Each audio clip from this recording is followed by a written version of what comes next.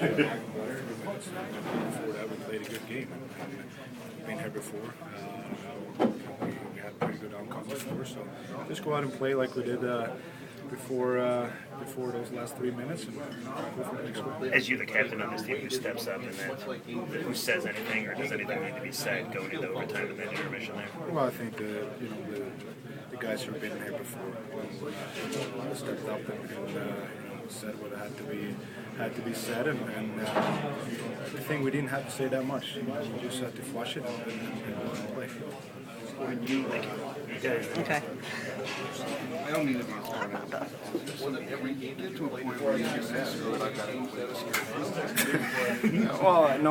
Well, I think everyone want to win this game, and you have to shoot the puck to be able to score. And every opportunity you have, you just throw it at net, and that's what I did. The overtime there was not my hardest shot, but a lot of people in front, and find a way and go in. Was that just the key? I mean, when Nick passed it over to you, was you just get it off as quickly as possible and see what happens? Yeah, just try to get through the first guy, and it did, and then it I don't know how it went in. I just saw the guys celebrate it.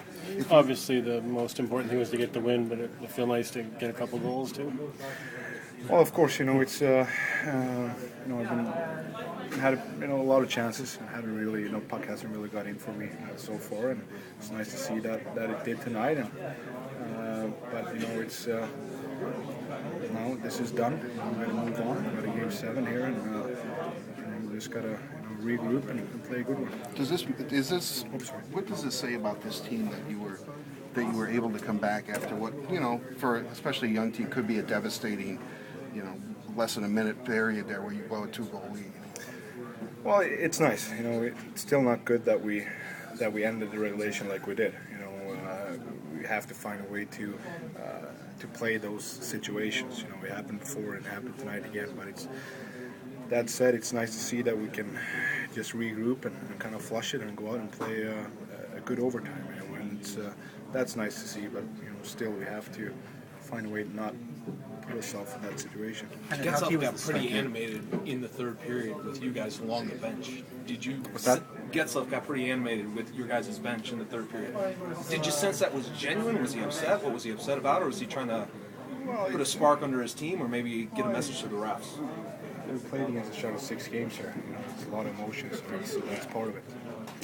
I don't know if you know this, but you've scored in every playoff series you've played as a Red Wing. Is that something that even matters to you? As long as you're winning, it doesn't matter. But it's, of course, it's nice to see that you can help the team. Every goal counts, and it doesn't really matter who does it. But as long as we can get goals and win.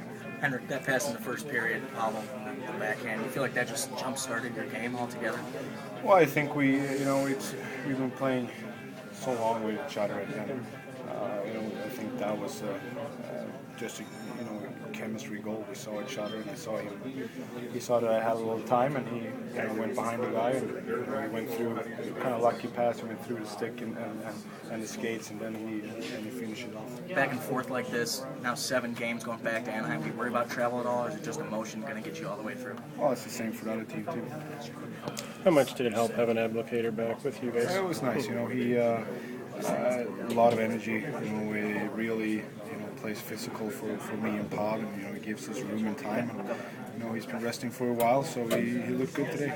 Thanks, Henrik. Thank you.